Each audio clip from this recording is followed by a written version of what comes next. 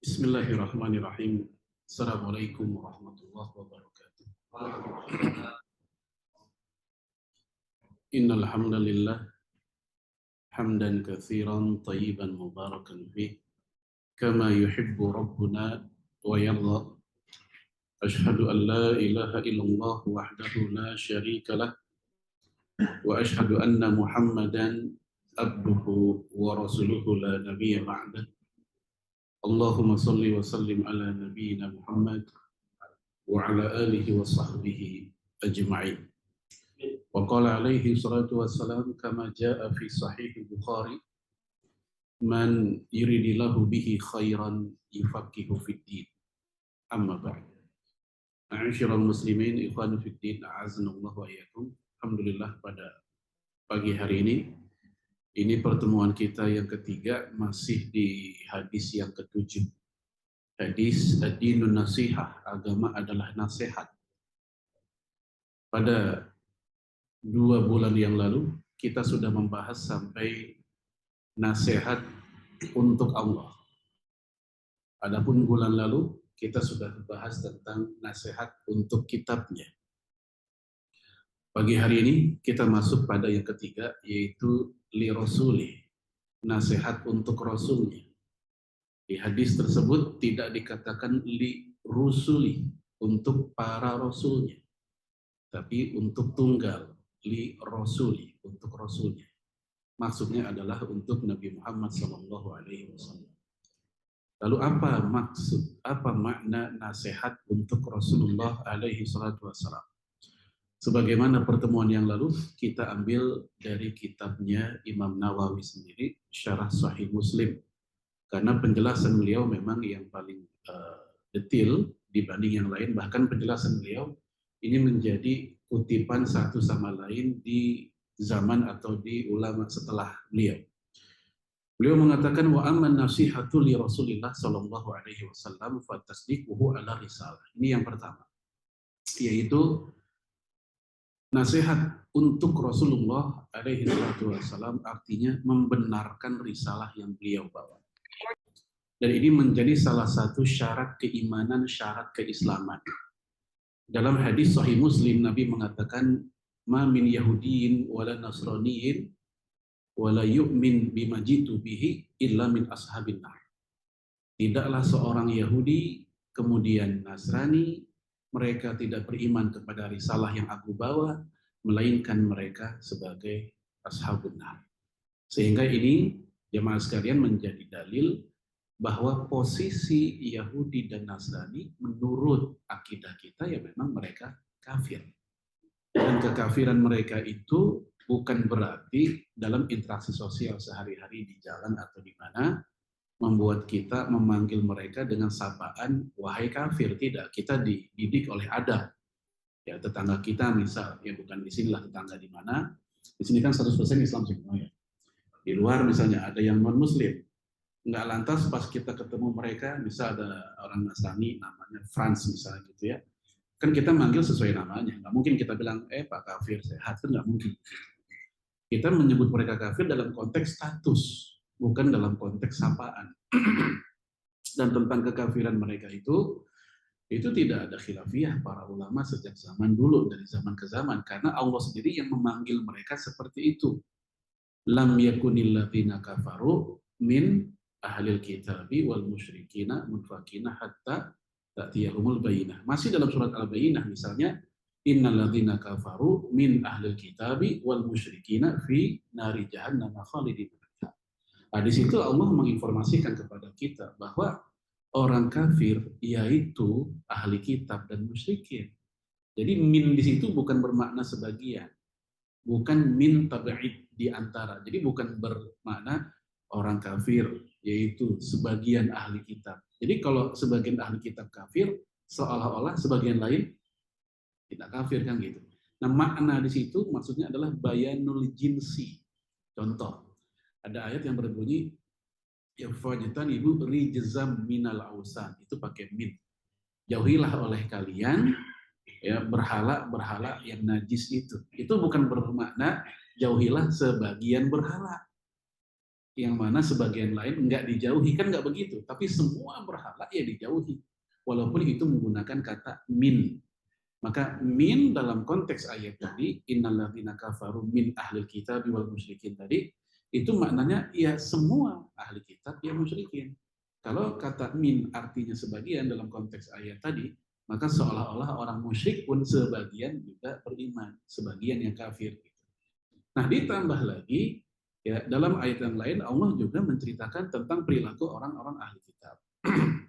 Ya ayyuhalladzina amanu in tuti'u fariqam minal ladzina utul kitab yaruddukum ba'da imanikum kafirin. Wahai orang-orang beriman, kalau kamu ngikutin jalan orang-orang yang telah diberikan Alkitab, yaitu ahli kitabain, Yahudi Nasrani, niscaya kamu akan dimurtadkan lagi oleh mereka menjadi kafir seperti dahulu. Nah, jemaah sekalian, dari sinilah kemudian para ulama kita seperti Al-Kasani, Ibnu Qudamah dalam kitab Al-Mughni, mereka menyebutkan tentang klasemen atau urutan kekafiran. Walaupun disebut klasemen tidak berarti ada satu yang diremehkan. Tetap semuanya satu klaster dengan sebutan al-kufar. Istilah kafir dalam Al-Quran itu ada 500 kali diulang. Istilah kafir dalam Al-Quran 500 kali diulang. Dengan beragam derivat.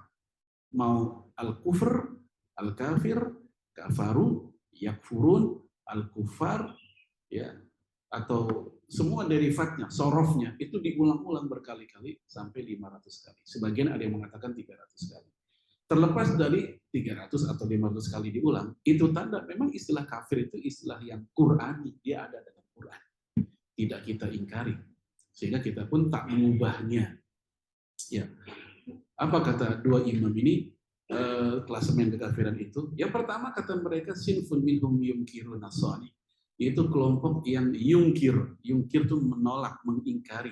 As-sani, sani itu artinya pencipta. Istilah orang sekarang adalah ateis.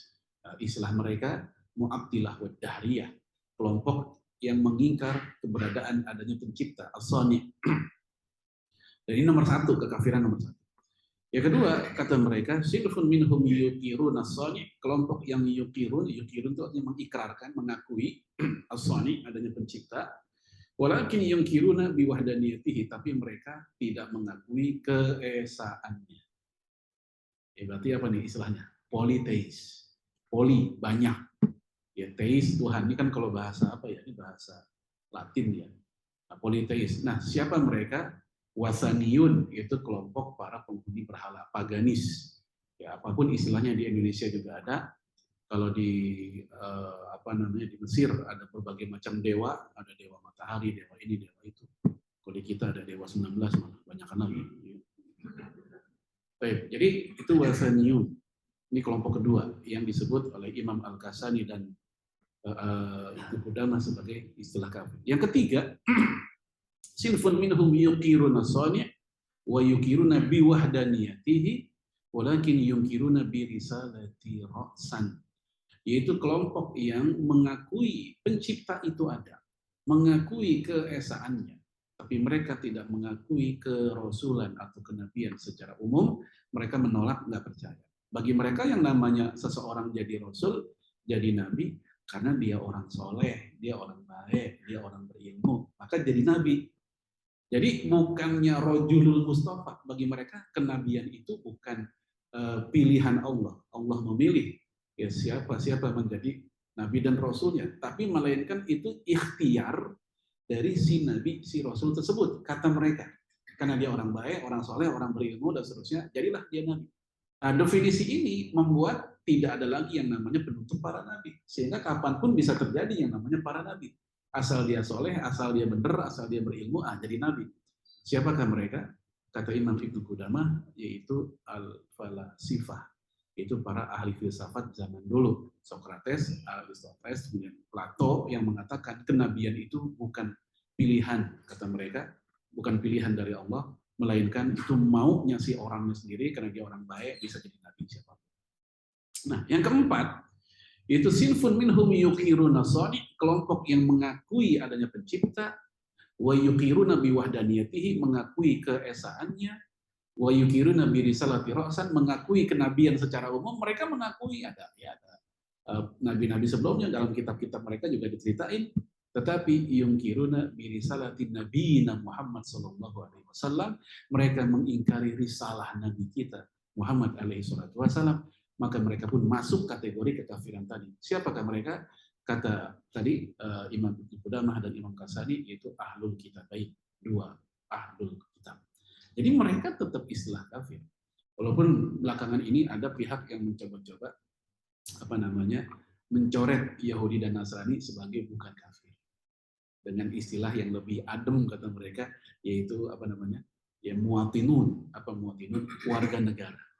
Ya, saya nggak usah sebut kelompoknya atau apa, tapi yang jelas kita tidak setuju dengan hal tersebut. Kenapa? Karena memang Al-Quran menyebut mereka kafir, hadis Nabi tegas menyebut mereka kafir. Sebab kalau mereka nggak kafir, buat apa Rasul capek-capek ngajak orang Yahudi masuk Islam? Kisahnya terkenal dalam hadis Sahih Bukhari, ada anak Yahudi, anak muda sakit Yahudi. Rasul orang pertama yang nengok, aslim, masuklah engkau ke dalam Islam.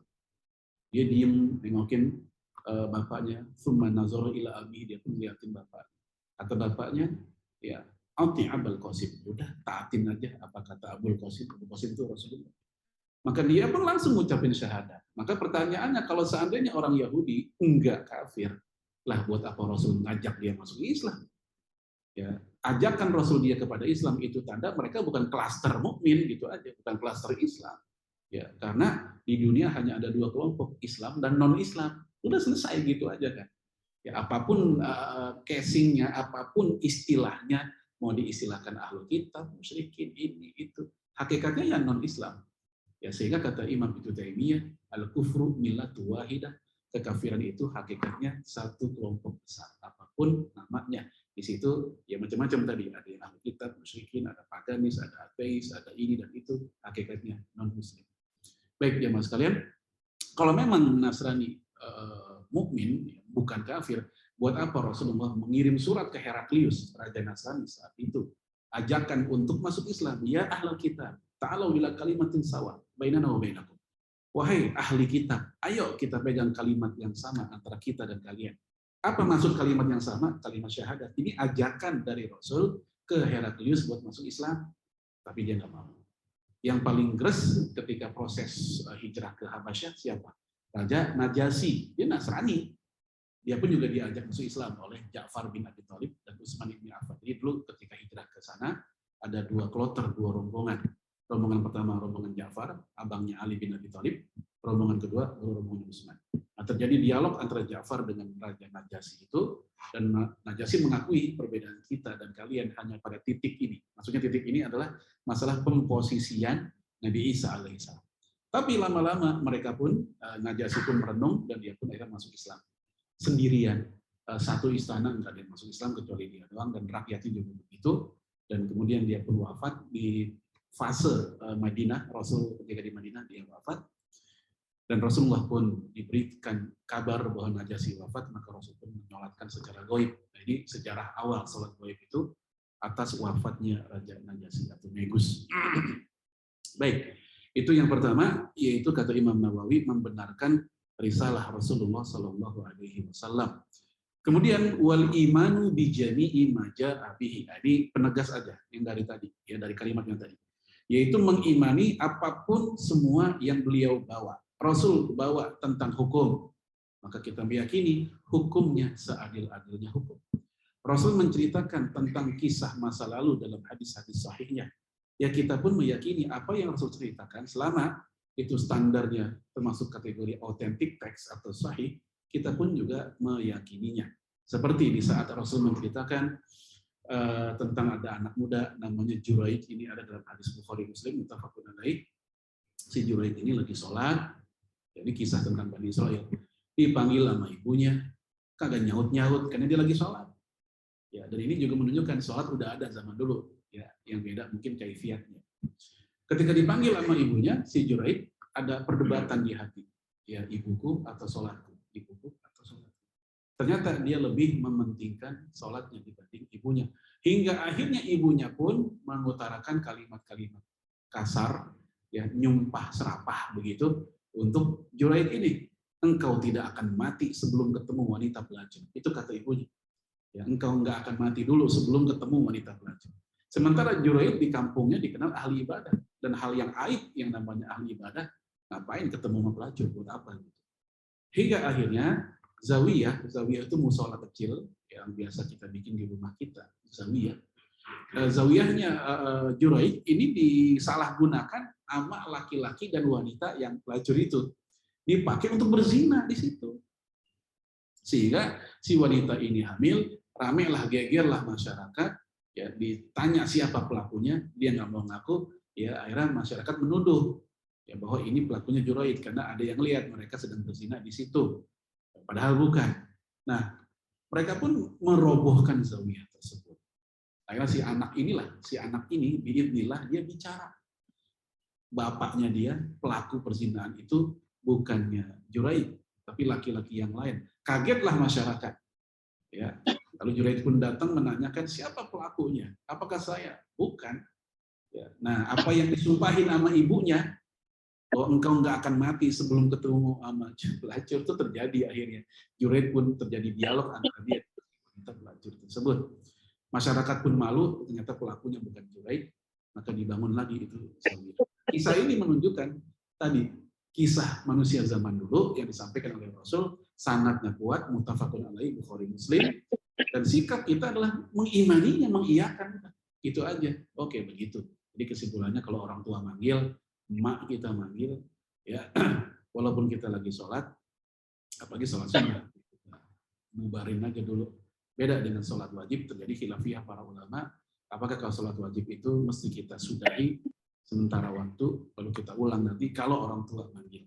Itu kalau sholat wajib. Tapi kalau untuk sholat sunnah nggak ada khilafiyah. Sholat sunnah batalkan kalau orang tua kita manggil. Tapi kalau tukang paket, biarin aja. Karena banyak orang membatalkan sholatnya gara-gara paket. Ya ini biasanya ibu-ibu sih. Kalau bapak ya nggak tahu apakah sama juga atau gimana. Banyak ya kisah-kisah Bani Israel yang Nabi ceritakan dalam hadis yang sahih. Itulah kenapa Nabi bilang dalam hadis Bukhari juga, hadithu anhum wala haraj. Ceritakanlah dari Bani Israel. Nabi yang nyuruh tuh, wala haraj, nggak apa-apa. Namun, kata Imam Ibnu Hajar, pembolehan menggunakan kisah-kisah Bani Israel untuk kita, umat saat ini, umat Islam saat ini, itu hanya berlaku untuk hal-hal yang sifatnya akhlak atau adab. Nggak boleh untuk masalah-masalah akidah, atau masalah halal haram, masalah hukum, kecuali yang memang secara koridor udah dibahas di syariat kita, sesuai sama syariat kita. Tapi kalau itu memunculkan akidah pemahaman baru, pemahaman akidah yang baru, atau pemahaman halal haram yang baru, semata-mata dari mereka, itu enggak.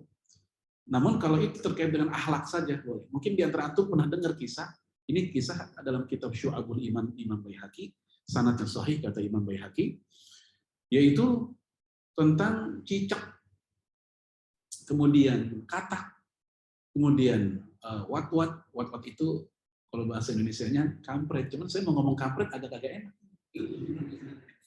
Apa? Kalong lah yang gitu ya. Yang tiga hewan ini ketika Baitul Maqdis kebakar itu memiliki sikap yang berbeda. Di mana untuk wat-wat, kemudian difda itu katak, itu mereka berdoa kepada Allah untuk dipadamkan apinya. Sementara cicak, dia justru meniup-niupkan supaya apinya semakin besar. Nah, kisah ini kata Imam Ibnu Hajar sahih Israiliyat. Sahih kisahnya, sanadnya, tapi kisahnya Israiliyat, berasal dari kisah-kisah Bani Israel. Nah, ini nggak boleh jadi sumber hukum. Ini buat hikmah aja tentang keutamaan Baitul Maqdis, gitu. Karena sebagian orang bisa jadi menjadikan ini kisah sebagai dalil hukum. Apa misalnya? Ini kisah menunjukkan halal haram, ya haramnya makan katak misalnya. Tidak, haramnya makan katak nggak dari sini. Dalilnya yang lain, di mana naha Nabi alaihi salatu wasallam an akli. Ya Rasulullah SAW melarang kita untuk memakan ad-dofadi. Dofadi itu jamak dari difda. Kemudian hudhud, lalu kemudian surat, lalu kemudian an-nahl. Itu disebut 4. Di hadis lain ada tambahan an-namal. yaitu katak, kemudian hudhud, burung hudhud. Kita belum pernah lihat di sini kayak apa. Kemudian surat itu burung juga kecil kayak burung pipit kalau di Indonesia. Kemudian yang keempat an-nahl, lebah. Dalam hadis lain tambahannya an-naml, semut. Nah, dari sini 3 mazhab mengatakan haramnya makan katak kecuali Imam Malik dan mazhab Malikiyah. Mereka tak mempermasalahkan makan katak begitu. Memang kalau dalam fikih makanan, halal haram makanan, mazhabnya Imam Malik termasuk yang paling paling kendor. Kita nggak bilang liberal ya, kendor. Kenapa? Karena mereka pun timsah, buaya pun halal. Ya, buaya dalam mazhabnya Imam Malik itu resmi halal. Beda dengan mazhabnya Imam Ahmad bin Hanbal, terjadi khilafiyah, halal atau haram. Internal Hambali. Ya, Syekh bin Bas bilang halal, Syekh Utsaimin bilang halal makan buaya. Tapi Imam Al-Buhuti, ulama terdahulu Hambali bilang enggak, itu haram. Tapi kalau mazhabnya Imam Malik, buaya itu mu'tamad, pendapat resmi, dia halal. Jadi kalau ada laki makan buaya, orang bilang buaya makan buaya, katanya gitu. Tapi itu apa namanya dalam konteks itu. Jadi golongan Malikiyah beda dengan mazhab Hanafi yang kebalikannya, dia sangat ketat mazhab Hanafi. Ya saking ketatnya, cumi, udang, rajungan, hewan-hewan laut semuanya haram kecuali hanya ikan yang boleh. Lalu bagaimana dengan ayat ya uhillan lakum saydul bahar, dihalalkan buat kalian seluruh hewan laut, yang kata mereka itu maksudnya adalah yaitu ikan, nggak yang lain. Uhillat lana maitatan, dihalalkan buat kita 2 bangkai, maksudnya ikan dan lalat. Tapi ini pernah kita bahas waktu hadis yang ke-6 kalau nggak salah. Masih ingat nggak? Udah lupa ya, banyak urusan kali jadi lupa deh. Ya. Baik, ya kita lanjut lagi. Masih dari Imam Nawawi. Wa ta'atuhu fi amrihi wan nahyi. Kita mentaatinya dalam urusan perintah dan larangan. Bahkan kalau konteksnya para sahabat, mereka bukan hanya perintah dan larangan. Untuk hal-hal yang sifatnya tidak ada stressing khusus saja, mereka tetap mengikuti. Ini yang membuat kita maklum kalau para sahabat Nabi terangkat posisinya sebagai khairul ummah. Kuntum khairul ummatin ukhrijat linnas, kata Ibnu Abbas, itu adalah buat para sahabat. Ummul ladzina hajaru ma'a Rasulillah min Makkah ilal Madinah, kata Ibnu Abbas. Mereka adalah para sahabat Nabi yang ikut hijrah dari Makkah ke Madinah. Khairul ummah. Ya, Ibnu Mas'ud. Dia lewat bersama para sahabat, ada sebuah pohon yang menghalangi jalan. Ya Rasul pun nunduk kepalanya karena khawatir kebentur oleh pohon tersebut, oleh ranting atau batang pohon yang menjulur itu. Para sahabat juga nunduk karena khawatir kebentok. Nah, Ibnu Mas'ud radhiyallahu an yang pendek tubuhnya, kalau dia nggak nunduk pun nggak bakal kebentok juga. Tapi dia juga nunduk. Sehingga yang belakang nanya, kenapa engkau nunduk? Ya aku ngikutin yang depan, ngikutin Rasul. Padahal Rasul begitu maksudnya supaya nggak kebentok. Lah kamu nggak usah nunduk juga nggak bakal kenapa-napa sebenarnya. Hanya karena ingin ikut Rasul, urusan Rasul perintah atau enggak, urusan nanti, yang penting ikut Rasul. Kedua, Ibnu Umar radhiyallahu anhu. Dia ketika ketemu jalanan, dia lagi dagang bersama para sahabat, rombongan. Ada sebuah jalan, dia berhenti, lalu membelokkan kepala kuda atau kepala kendaraannya ke kiri. Lalu yang belakang ini nanya, emang udah nyampe? Belum, katanya. Lu kenapa berhenti di sini? Kata Ibnu Umar, karena aku pernah lihat Rasul berhenti di sini dan menarik kepala kudanya seperti itu. Ya, aku ikutin sekarang. Hanya gitu aja udah. Ya Rasul sendiri melakukan itu kan nggak sampai nyuruh ke sahabat begitu ya. Nggak ada perintah khusus dari Rasul ikuti seperti itu, tidak. Sekedar Nabi pernah secara fi'liyah melakukan. Kasus yang kedua dari Ibnu Umar juga, ketika beliau mengiteri tawaf di sebuah rumah. Ada rumah dikelilingin, dikiterin sama dia gitu. Nah, yang punya rumah kan kayak curiga atau apa nih, ngapain nih orang ngiter di rumah saya. Ditanya, kamu ngapain muter-muter di rumah saya?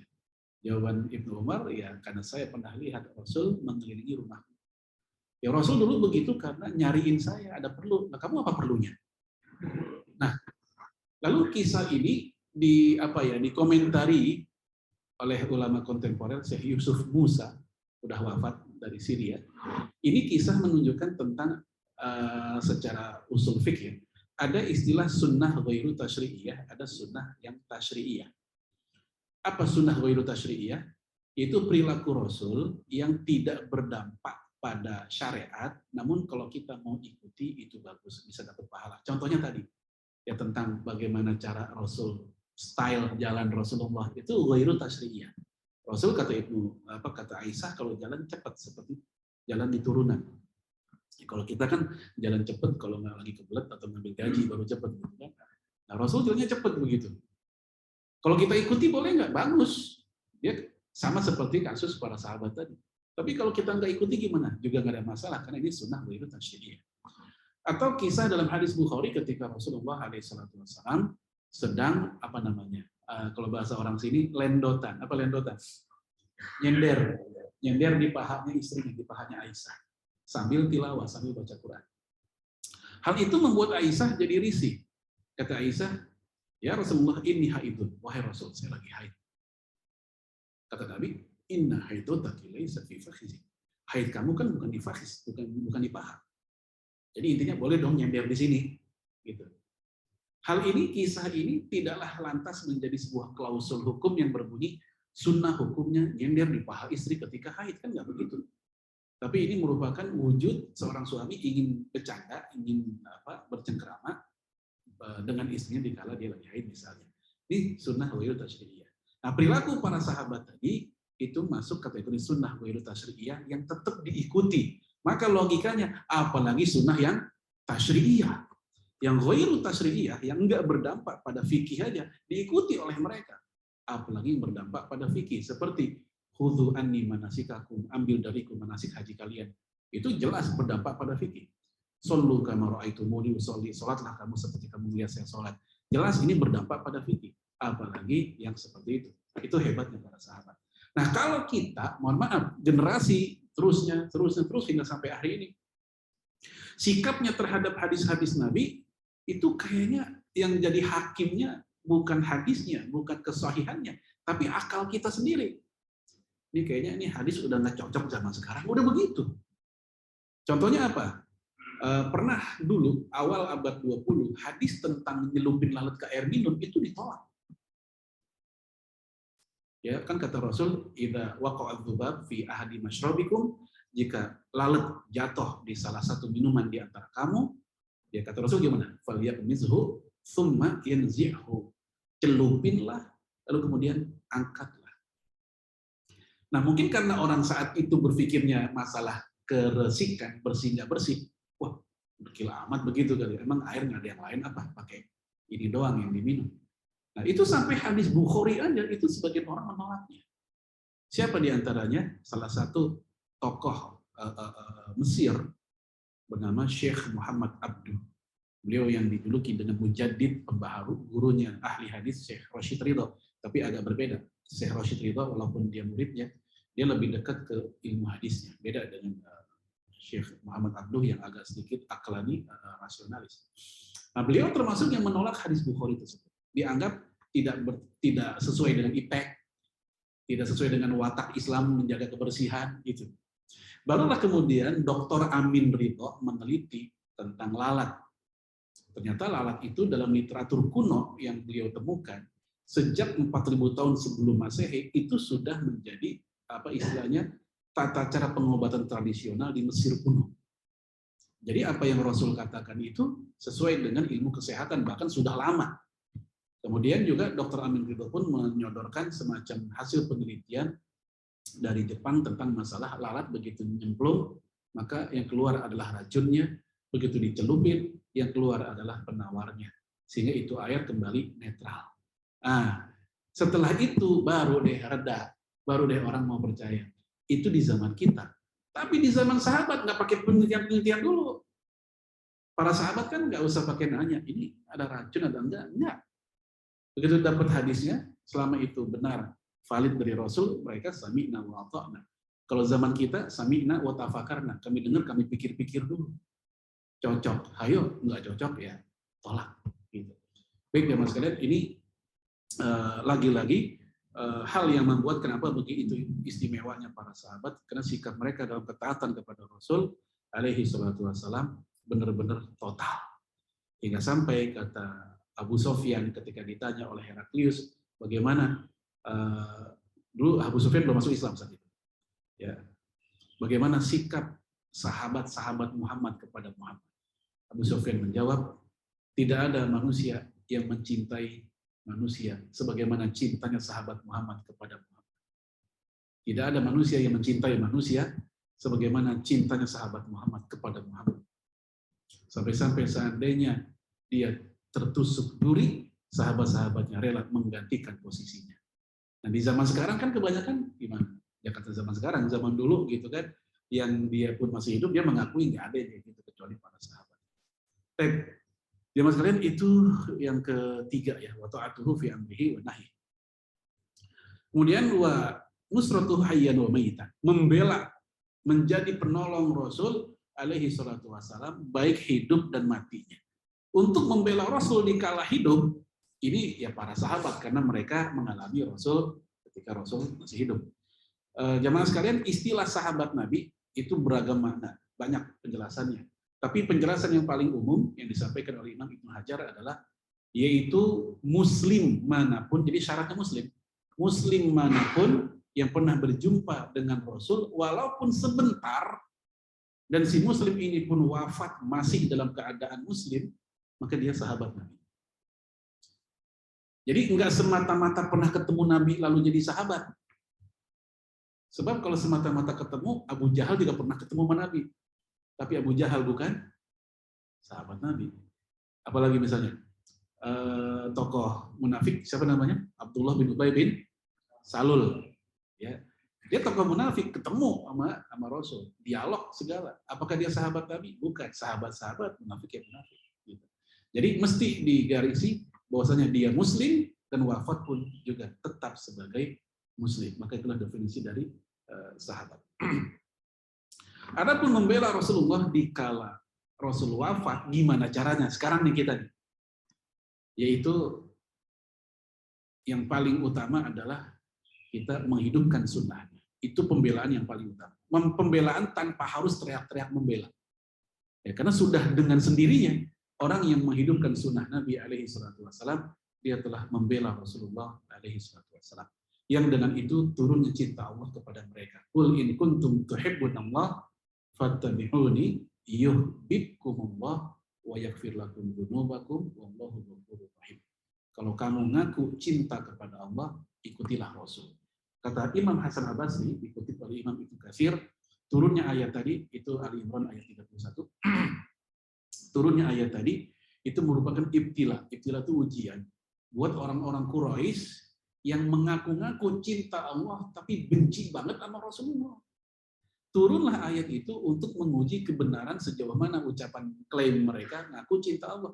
Kalau bahasa kita, kalau lu ngaku cinta Allah, ikuti Rasul. Ternyata mereka tidak mau.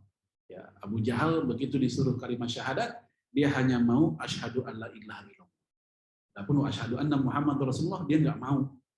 Sebab kalau udah mengucapkan asyhadu anna Muhammad Rasulullah, ya full Islam, maka posisinya jadi sama dengan para budak yang dia miliki.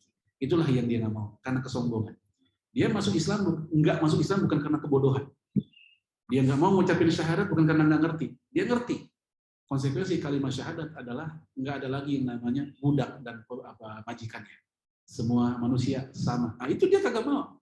Karena dia ngerasa tokoh masyarakat, kalau saya masuk, waduh saya sama budak saya sama. Nah, jadi begitu, ada orang yang nggak masuk Islam karena ilmu, ada yang masuk Islam juga karena ilmu. Itu menunjukkan bahwa mahalnya hidayah dan bukan semata-mata ilmu. Orientalis sangat berilmu. Mereka bisa hafal hadis, hafal Sahih Bukhari, tapi nggak sedikit mereka hafal tinggal hafal, tapi juga tidak masuk Islam. Kemudian yang kedua, masih dalam masalah pembelaan tadi, yaitu memang kita membela Rasul alaihi salatu wassalam dengan kemampuan kita. Kita punya kemampuan bikin tulisan, artikel, ketika ada orang menyerang Rasulullah, kepribadiannya, sunnahnya, dan seterusnya, ya kita bikin artikel kalau kita mampu. Kalau kita nggak mampu gimana? Ya kita men-share artikel bantahannya. Ya, kita jadi fasilitatornya. Contoh, yang paling sering diserang oleh orang-orang sana kepada Rasulullah alaihi salatu wassalam adalah pertama, masalah istri Rasulullah yang lebih dari satu. Ya kan? Ini paling sering diserang. Dan para penyerang lupa bahwa di kitab mereka sendiri, ya, yang mereka sebut dengan The Holy Bible itu, itu diceritakan tentang Nabi Sulaiman, istrinya 1000, kan lebih parah. Dan kita meyakini bahwa ini hoax, nggak mungkin seorang nabi seperti itu, dan ini merupakan perendahan kepada Nabiullah Sulaiman alaihi salam. Dan diceritakan di situ dari 1000 Nabi Sulaiman itu, 1000 istri Nabi Sulaiman, ya 700 istri apa namanya selir, 300 istri aslinya. Coba ini, kalau istri 1000 kan kamar berapa banyak itu. Dan kalau kita bicara hadis-hadis sahih, tidak ada penceritaan tentang itu dalam Islam. Versi Islam nggak ada. Ya, dalam tafsir para ulama pun juga nggak ada dikisahkan seperti itu. Dalam Quran sendiri tidak ada. Tapi dalam kitab mereka ada 1000 istri Nabi Sulaiman. Kalau mereka ingin fair, ingin sportif, kenapa kok Nabi Sulaiman tidak Anda serang? Walaupun kita juga nggak mau Nabi Sulaiman diserang. Itu bukan kehendak kita nggak mau. Kita bukan berharap Nabi Sulaiman diserang. Tapi sekedar menunjukkan mereka tidak fair, mereka tidak adil. Ya, Rasul alaihi salatu wasallam yang istrinya 12 atau 13, ulama kita khilafiyah. Ya, Maria Al-Qibtiyah itu Rasul nikahi, tapi statusnya apakah juga disebut azwajun Nabi atau tidak? Namun umumnya para ulama mengatakan termasuk dan tetap disebut 13. Nah, yang 13 mereka serang, sementara yang 1000 tidak. Nabi siapa lagi dalam kepercayaan mereka ya? Nabi Ibrahim, istrinya 40 kata mereka. Ya, sementara di kita mendapatkan kabar Nabi Ibrahim istrinya 2, Hajar dan Sarah. Ya, mereka menyebut 40. Kenapa mereka nggak nyerang Nabi Ibrahim? Walaupun lagi-lagi kita pun tak bermaksud berharap seperti itu. Hanya ingin menunjukkan mereka tidak fair. Nah, ini contoh aja. Pembelaan kita kepada Rasulullah SAW pun juga mesti ada dasar, nggak asal bela. Karena tujuan kita membela Rasul supaya si penyerang berubah menjadi pendukung. Bukannya supaya mereka mati, bukan. Supaya mereka berubah menjadi pendukung. Contoh yang kedua, yang juga sering Rasul serang apa? Pernikahan dengan Aisyah. Ya, dituduhlah pedofil. Padahal pernikahan Rasul dengan Aisyah itu satu-satunya yang usianya segitu. Di antara istri Nabi, rata-rata dewasa dan pantas usia nikah, 30, ya, ada yang 40, yang paling tua hanya satu, Saudah, yang lain 30-40. Jadi cerita sebagian orang istrinya Rasul nenek-nenek semua, enggak juga, enggak. Kebanyakan ya kalau 30-40 itu usia apa ya? Kalau di kita itu lagi sedang-sedangnya lah, ya. Orang kalau di Jakarta mah istilah janda muda atau apa gitu ya, atau mungkin apalah istilah lain. Tapi yang jelas, yang usia kayak Aisyah ya hanya Aisyah. Dan ditambah lagi itu memang budaya saat itu seperti yang diceritakan oleh Imam Az-Zahabi, di mana Amr bin As selisih usianya dengan anaknya hanya 12 atau 13 tahun. Kita selisih usia sama bapak kita berapa tahun? Rata-rata 20-an ya, main 20-an dah, ada yang 25, mungkin juga ada yang 27, ada yang 22, pun 20-an. Lah Amr bin As sama anaknya Abdullah bin Amr bin As itu hanya 12 atau 13 tahun. Berarti dia nikah umur berapa itu? Kan gitu ya. Nah, oleh karena itu memang udah budaya orang zaman itu. Bahkan sampai-sampai Imam Nawawi dalam kitab Raudhatul Thalibin itu ada pembahasan di dalam kitab fikih mazhab Syafi'i pernikahan antar bayi. Lah bayi dinikahinnya dia belum ngomong. Belum bisa ngomong. Pernikahan bocah. Tapi siapa yang nikahin? Orang tuanya. Itu dibahas oleh beliau. Terlepas dari sah atau tidak sahnya, pembahasan itu menunjukkan bahwa budaya pernikahan bocah itu udah ada. Sebab kalau memang nggak ada, buat apa hingga sampai sebuah isu tersendiri dalam bab sendiri pernikahan saat itu. Dan Rasulullah adalah orang yang hidup di zaman itu, sehingga wajar kalau dia pun bagian dari masyarakatnya. Baik. Sehingga kita pun nggak usah sampai mendoifkan hadis Bukhari tentang itu. Wah, hadis Bukhari yang menyebut Rasul nikah umur 7 tahun tuh Aisyahnya itu doif. Yang sahih adalah yang disebut oleh Imam At-Tabari bahwa pernikahan Rasulullah dengan Aisyah di usia Aisyah sudah di atas 18 tahun. Memang ada dalam riwayat At-Tabari usia Aisyah pas nikah 18 tahun. Ya, namun itu bukan riwayat Sahih Bukhari dan Muslim. Teman-teman sekalian, secara sanad dulu pernah saya bikin artikelnya, ya, tetap yang paling kuat secara sanad pun usia Aisyah itu umur 7 tahun nikahnya. Barulah di tahun ke-9, di umur 9 tahun, dibopong atau diboyong ke rumah, dipindahin ke rumah Rasulullah SAW. Jadi umur 7 tahun tuh ya belum, masih di rumah sendiri. Baik, itu yang ke berapa tadi ya? Yang keempat atau ke berapa? Nah, mohon maaf sebelumnya ada orang liberal hari ini kan bilang begini, Allah mah nggak usah dibela, Allah kan maha kuat. Ya, kalau Allah dibela nanti Allah lemah dong. Ini kalimat membius sebenarnya. Di satu sisi kesan, oh iya bener ya, Allah kan maha kuat, pakai dibela segala, emang Allah lemah nggak bisa bela diri sendiri.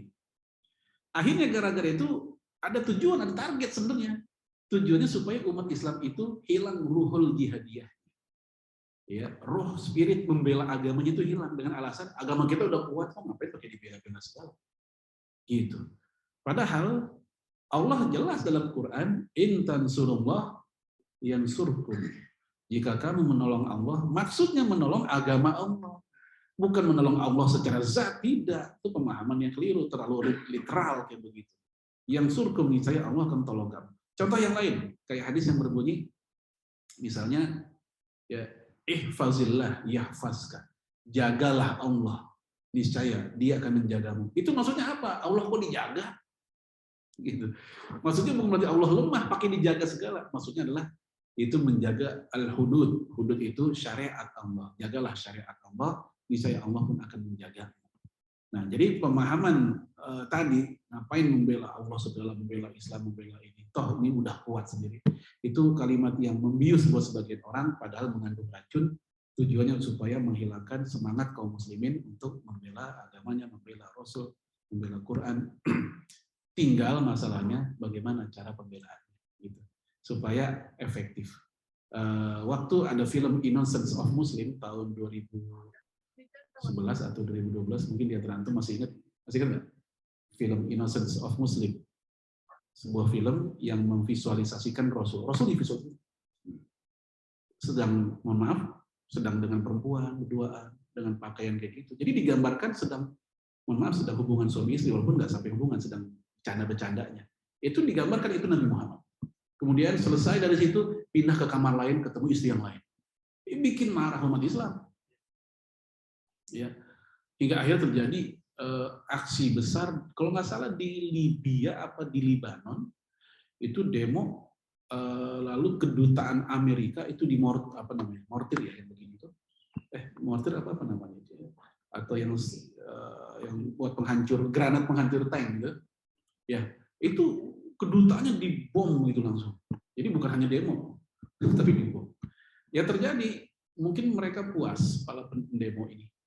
Tapi justru perilaku itu membuat musuh-musuh Islam bukan tambahan apa istilahnya, bukan berubah menjadi simpati, malah tambahan canggih lagi mereka untuk menyerang Islam. Maka sebaiknya marah adalah satu hal, ekspresi marah adalah hal yang lain. Kita marah ketika Rasul dihina, ketika marah ketika Quran dihina, tapi bagaimana cara marahnya?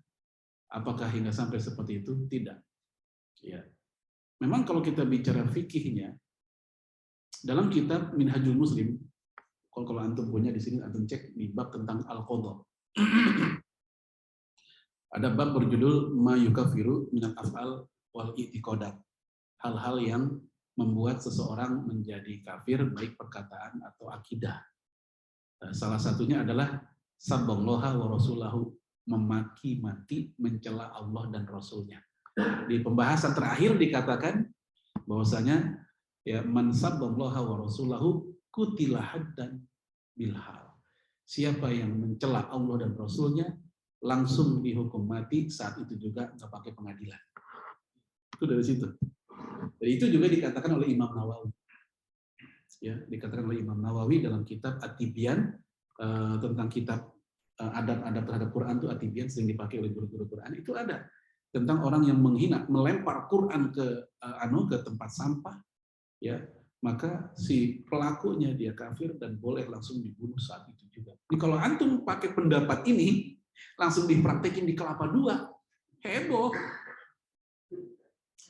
Karena kita sekarang dalam kondisi Islam itu lemah, menjalankan hukum Islam tuh butuh ini, butuh itu.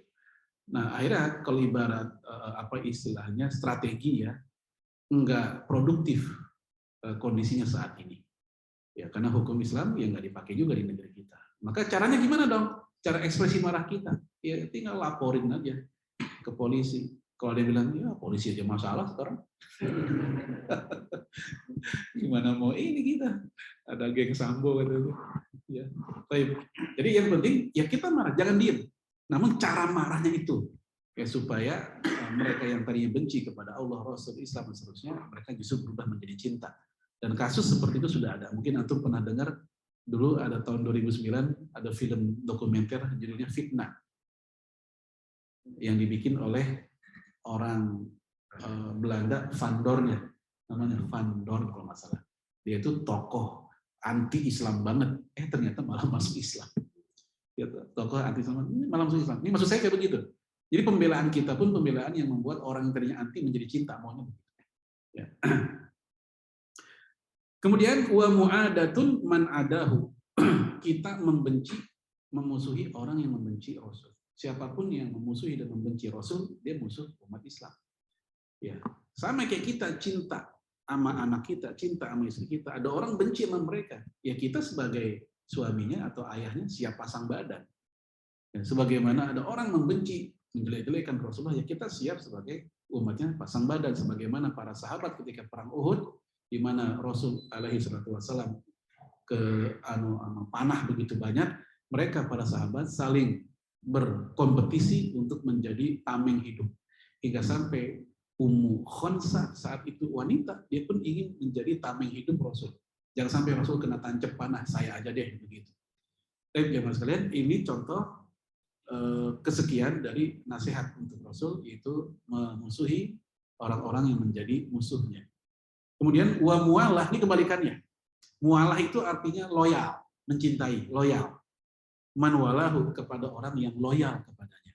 Para ulama, ya, para orang-orang soleh, para pejuang Islam, semuanya mencintai Rasul. Orang soleh manapun, mukmin manapun yang mencintai Rasul, ya kita pun juga mencintai mereka.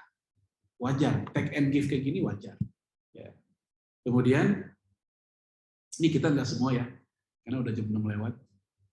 Ya. Ya, wa izamu haqqihi, kita pun memuliakan hak Rasul. Apa hak Rasul? Pertama, salawat. Man shalla alayya salatan wahidah, sallallahu biha asyra. Siapa yang selawat kepadaku sekali saja, Allah berselawat kepadanya 10 kali. Untuk selawat ini udah pernah kita bahas waktu hadis yang pertama dulu. Waktu kita membahas tentang ya sallallahu alaihi wasallam sebagai budaya tertulis, itu budaya ada di zaman Imam Bukhari. Terus hingga sampai hari ini, saban ditulis nama Muhammad, pasti di sampingnya ada sallallahu alaihi wasallam. Dulu budayanya bukan budaya tertulis, budaya lisan. Sehingga di dalam kitab-kitab klasik, benar-benar klasik, itu tidak ada kata sallallahu alaihi wasallamnya. Karena mereka udah budaya lisan. Pokoknya ada nama Rasul atau disebut nama Rasul, mereka langsung refleks alaihi salatu wasallam atau sallallahu alaihi wasallam. Mereka udah biasa.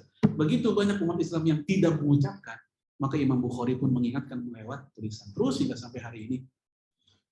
Sebagian orang menyingkat jadi soluam. Sod, lam, ain, mim, soluam. Ini kata Imam Suyuti makruh, menyingkat selawat. Termasuk pendiri Nahdlatul Ulama, Kiai Haji Hashim Asy'ari pun mengatakan makruhnya menyingkat selawat dan salam kepada Rasul. Dan ini khilafiyah sebenarnya, Syekh Al-Albani membolehkan.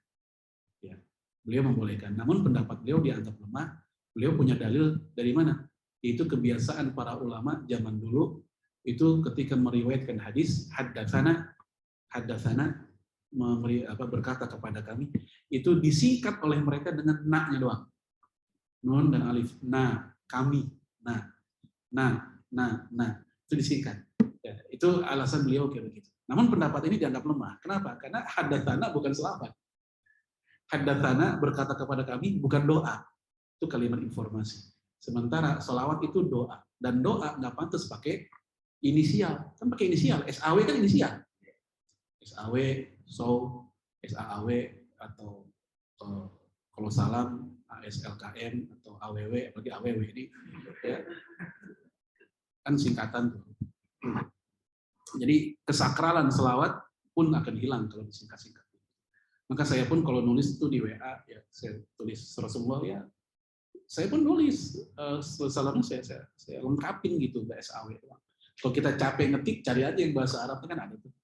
Yang azza wa jalla ada, yang sallallahu alaihi wasallam juga ada, tinggal ini kalau kita capek nulis. Tapi kalau nggak ada ya kita ketik. Dan semoga kita niatin sebagai selawat juga, insya Allah berpahala gara-gara itu. Baik, jemaah sekalian, ini dulu, mohon maaf, ini belum semua kita bahas. Ya, semoga ini sudah mengcover semua makna yang disampaikan oleh Imam Nawawi. Barangkali ada diskusi. Hadanallah wa yakum jami'in. Assalamualaikum warahmatullahi wabarakatuh. Waalaikumsalam. Ya, silakan.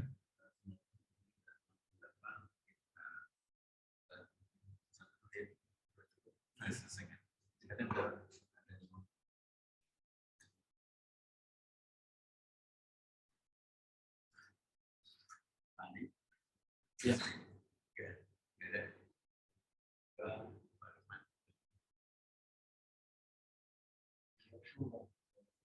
Waalaikumsalam. Terkait dengan pembelaan Rasul ini masih panjang masalah di karena bersama dan mulai dari Islam itu aku dan responnya memang terhadap juga respon terhadap itu kan memang seperti yang disebutkan ada yang mungkin kita anggap kurang efektif sebagian dari itu adalah kekerasan dan sebagian lainnya bukan kekerasan tapi mungkin sifatnya memang tidak membuat solusinya jadi selesai. Nah, sebagian saudara-saudara kita mungkin sama muslim melakukan tersebut. Nah, permasalahannya adalah kita sendiri kan kita kemudian di sekitar korporat kita kemudian dikatakan bagaimana menyikapi si saudara-saudara kita yang punya reaksi tersebut. Bagian dari mereka kan mau menggunakan keras, kemudian melakukan gitu kan. Dan kemudian kadang-kadang kita memberikan respon yang kalau kayak gitu, gimana sebenarnya ditanyakan oleh orang-orang yang mungkin dari kalangan muslim sendiri atau tidak bagaimana cara kita menjawab. Karena sikap diam juga ternyata kemudian mungkin tidak memberikan suatu hal yang positif juga terhadap orang-orang yang di luar muslim yang ingin melihat bagaimana respon seorang muslim yang benar. Nah, ini mohon pencerahannya bagaimana kemudian menjelaskan bahwa respon terhadap aksi-aksi yang kemudian dia itu membela tapi mungkin dia yang disebut tadi yang kurang efektif. Ya. Bisa kelahiran. Ya, ada bagian yang memang disepakati oleh semua yang merespon. Ya, mereka hanya berbeda di cara meresponnya. Mereka sepakat membela Rasulullah SAW. Itu bagian dari kepekaan iman yang mereka miliki. Kalau sampai ada seorang muslim biasa-biasa saja, nggak ada rasa sama sekali ketika nabinya dihina, ya kita khawatir seperti yang dikatakan oleh Ali An-Naqaq, sukut anil haq syaitonun akhras. Orang diam saja yang tidak menyampaikan kebenaran itu setan bisu namanya. Baik.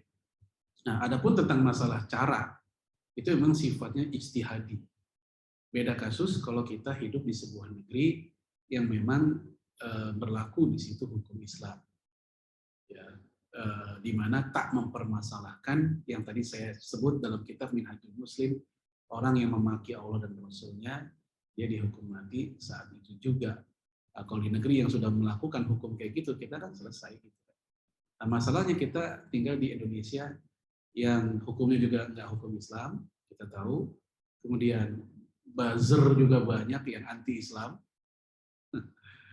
Ya, sehingga kita pun akhirnya butuh timbang sana, timbang sini. Ya, takar sana, takar sini.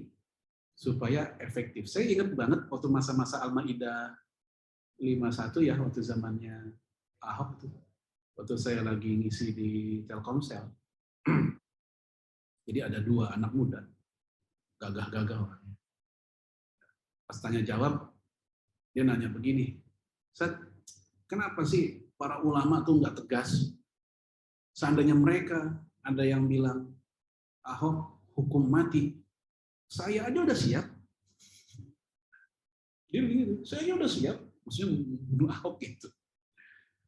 Saya khawatir saat itu, apakah ada, mohon maaf, ada permainan kontra intelijen atau apa, kan kita lagi dipancing nih ceritanya nih. Seakan-akan para mubalik, para ustadz lagi dipancing gitu kan. Akhirnya saya bilang, oh enggak gitu. Ya marah iya, tapi negara kita negara hukum. Udah gitu aja, kita jawaban diplomatis. Jangan sampai kita kepancing. Oh iya Pak, bunuh aja Pak. Wah udah langsung, nah ini dia ketangkep nih. Ini ibarat ada trap, ada jebakan, dapat nih kan gitu. Kita juga jangan polos banget nih, wah. Ya, kita benar-benar negara hukum, ya kita proses, kemudian udah cukup berkasnya, kita laporkan ke polisi. Udah saya bilang gitu aja, selesai. Sebab kalau saya ikut-ikutan terpancing, nah kita khawatir aja di belakangnya ada buntut-buntut. Apalagi sekarang yang nggak radikal aja dibilang radikal, ya kalau baik, oleh karena itu, jemaah sekalian, saya lebih cenderung untuk mendukung cara-cara yang lebih intelek, lebih ilmiah untuk membantah orang-orang yang telah menghina Islam, Rasul, dan seterusnya. Apalagi di zaman kayak gini. Kita tidak menyalahkan dengan cara-cara yang tadi, kalau emang zamannya pas, situasinya pas. Tapi kalau zaman sekarang tidak efektif. Gitu. Ditambah lagi tadi, media massa enggak lagi dalam posisi mendukung umat Islam. Umumnya gitu ya. Apa-apa yang terkait dengan keburukan umat Islam, ya langsung cepat ini respon beritanya. Tapi tentang yang di sana, yang kebalikannya, nggak ada berita. Gitu. Tentang, mohon maaf, contoh penggelapan dana ACT, beritanya kan kita tahu kan, tapi tentang puluhan triliun gereja menggelapkan dana jamaahnya, beritanya mana? Nggak ada. Ada kan beritanya, tapi kan nggak sampai booming beritanya. Tapi begitu ACT, yang nggak sampai berpuluh-puluh triliun, walaupun bagi kita juga itu parah gitu kan. Terlepas dari itu, ya kita lihat emang media sendiri lagi nggak friendly sama kita umat Islam. Maka saya lebih cenderung tetap menggunakan cara-cara itu, lebih cerdas, elegan itu. Namun kita pun tidak pula akhirnya secara apa istilahnya, secara ofensif menyerang saudara-saudara kita yang memilih dengan cara seperti itu. Ya. Saya nggak sebut kelompok apa, tapi yang jelas, karena mereka pun juga saya yakin mereka berpikir dan beristihad juga, terlepas nanti isiannya salah atau tidak. Walau misal.